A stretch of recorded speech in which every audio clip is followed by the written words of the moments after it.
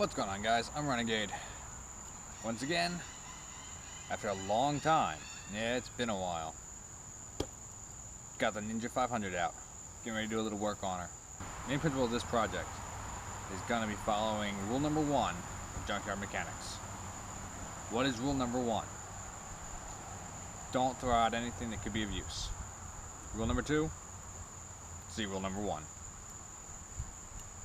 It's not that a lot of you would know, but I used to have the body for a 1993 Kawasaki Ninja 600. It was the ZX 600. Well, I stripped it down and had to get rid of it. But I kept this. This is the air shock. It's the monoshock instead of the spring and the gas cartridge. It's all air. I'm gonna put this on this. So let's get to it. Alright, so the first thing I did, got the fairing off. I didn't bother taking it all the way off because it didn't need to be. And I've been loosening these bolts. This is the bottom bolt for the shock and for what they call the tie rods.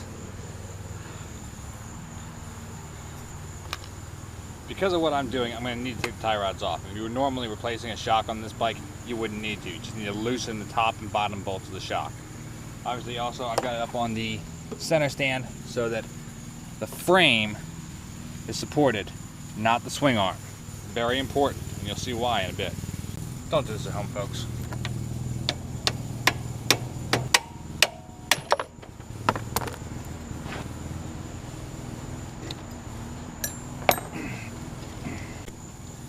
Alright, so I got the stock shock out. This guy, I don't know, feels hard, but when you're on it, a little saggy. Might just need an adjustment, I'm not sure.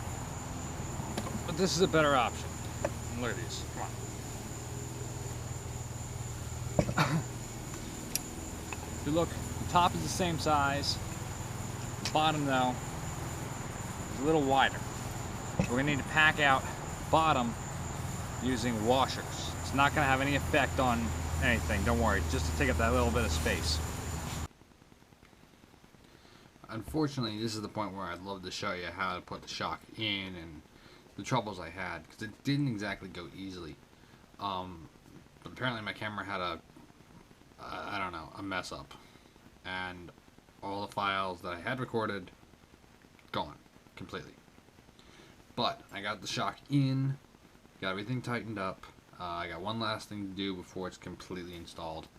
So I'm going to do it tomorrow because it got really dark really fast. The bugs started getting out. Ugh. Got one last thing to do after I get done work.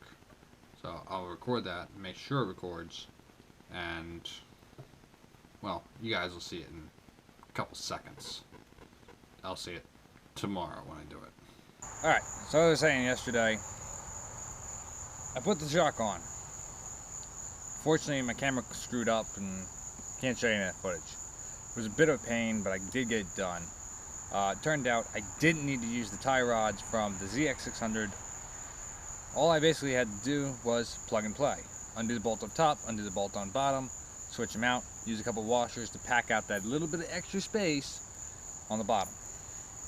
Got it all together, but it got too dark, too buggy, etc. So I had to stop. And then, of course, camera malfunctioned, so sorry. But now I gotta do the other step, which is to put the Schrader valve somewhere. This here is connected, you see it right here. That end looks very familiar, doesn't it? That's a Schrader valve. It's the exact same valve that's in each of your stems on your tires, which means this just needs an air compressor to hook it up. Same thing as you use to fill your tires. So that's how you adjust it. I'll explain that all a little later, but right now I'm going to find a place to mount this thing so you can access it even when the bike is fully dressed. And we're going to mount it, get it on there, and I'll be good. Alright, so what I did is I mounted this valve right here using the bolt that mounts the chain guard. This means that when the fairing is on, it's going to come down to here. That's still going to be accessible, but it doesn't stick out. In my mind, it has to be accessible in case you do need to adjust. With the Schrader valve, it's very easy to adjust it. All in all, pretty easy. But now I just got to make sure everything's torqued down and we can get the fairing back on. Always make sure you use a torque wrench and torque everything down to spec. You don't want any loose and shimmy or anything like that. Do it right.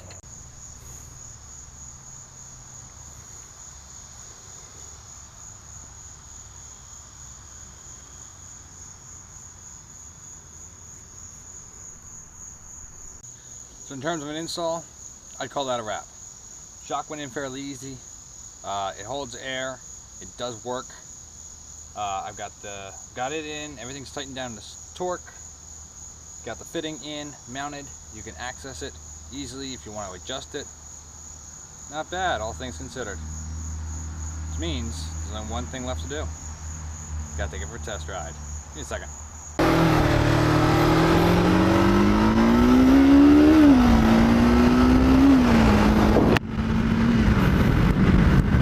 All right. I keep forgetting how light this bike is. How small. By comparison to Mercy, this bike is like really narrow.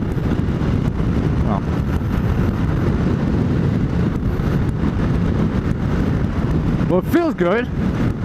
My butt kind of feels like it's on a cloud, which is honestly what I was hoping for. But it's a little soft right now, but I gotta put some air in it.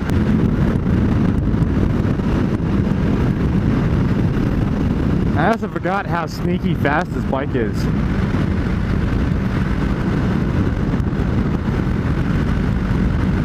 My bike will rip you forwards, but this one just kind of sneaks fast on you. So it feels really nice. It feels pretty firm, but soft. When you hit a bump, you're not getting jarred and bounced too hard. I'm gonna put more air in because I'm a little bit lighter than Victoria is. I'm really light for a normal person, to be honest with you.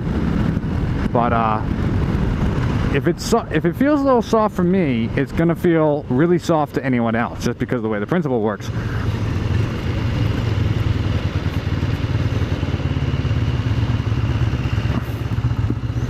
But then I'll be able to show you just how easy it is to put air in it. Put air in it and to adjust it.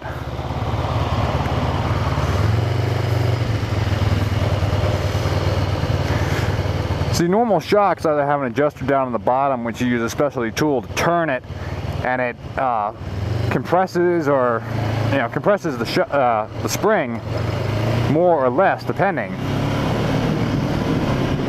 And some shocks even have collars, which do the same thing. You unlock one, you tighten it, you lock it back up, and that's that.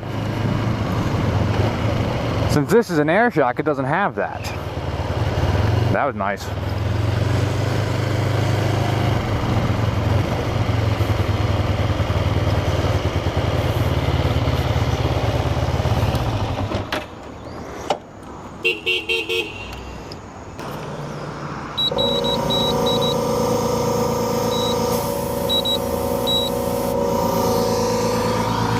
Now right here is our fitting.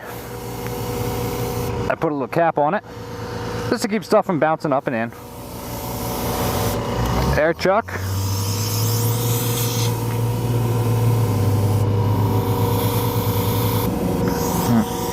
You just fill it up with air and you're done.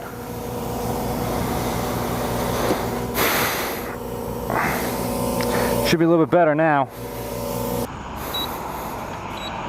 A little firmer, a little better. Now we can get on up out of here.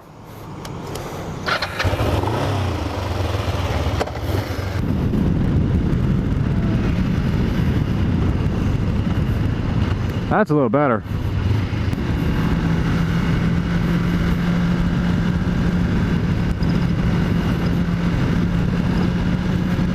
Those are particularly nasty bumps I'm hitting, and they would be nasty on any bike, so pretty good to feel it, bouncing really well.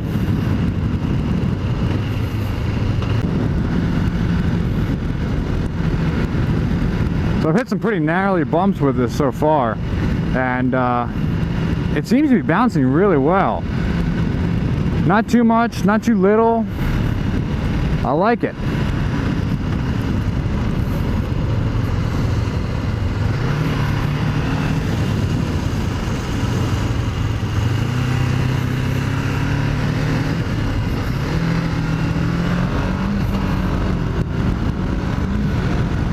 I just hope Victoria does as well.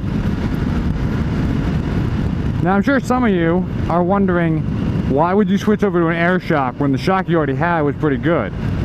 And you could easily switch over to something like an Öhlins or whatever. Well, one was I had it on hand, so it cost me nothing. But moreover, this air shock really isn't any different than an air shock for a car. Now, a lot of people go high end with their suspensions on their car and they switch over to an air shock or an airbag or an air ride suspension, whatever terminology they want to use. And basically it's using air that's compressed to a certain PSI, and that's what gives you your resistance and gives you your cushion. Your standard shock that's on most bikes is a spring wrapped around a compressed gas cartridge. And when you bounce down, your spring bounces you back up, and the cartridge inside is actually what dampens or lessens your bounce. It gives you your resistance, so you don't bounce up and down like on a pogo stick. Let's give this a good pull.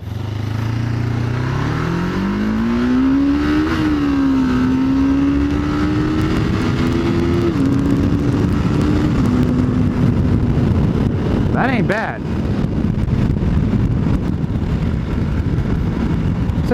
Pretty darn nice little bike. So with the air suspension, not only is it very easy to adjust, you either up or lower the air pressure inside the cartridge using that Schrader valve, but what are you doing, buddy? But because it's got air and not the gas in the spring, it should give a better cushion. Think like having your butt resting on a cloud. We're gonna have to see what Victoria has to say about it, because after all, this is her bike. So what she says goes.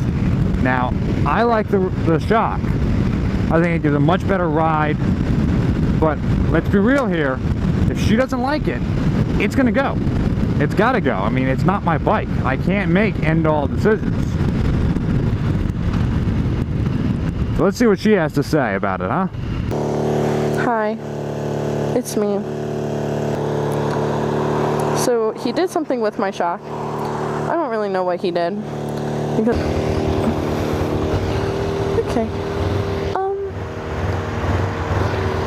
We'll go this way. I don't even know what I mean, wow, yeah, it does feel really different. But at the same time, I haven't ridden her in like a couple days, so. What's up, guys? It's Renegade. And here we are, testing out Victoria's brand new shock system. Shit, son. I mean, to be honest, it feels fucking great. I never really realized it rides really smooth. Fucking right. I meant she, like, yeah, shit, man. I meant, I don't know. He'll probably end up editing this out. Holy shit, this feels good. Damn, this is smooth.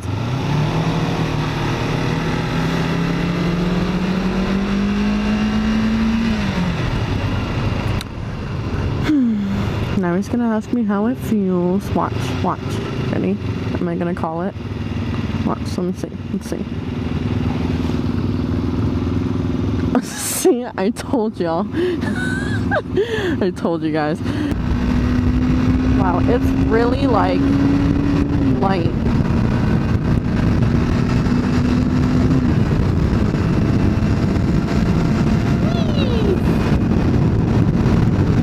Yeah, so yeah, it rides pretty smooth. Like shit, I didn't even realize I was going 80 and I'm like a 40. So no, like I mean it rides nice. I mean it feels nice.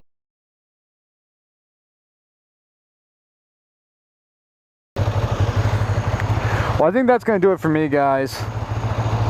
If you like this project, go ahead and hit the like button. Just one more step in the evolution of this Ninja 500.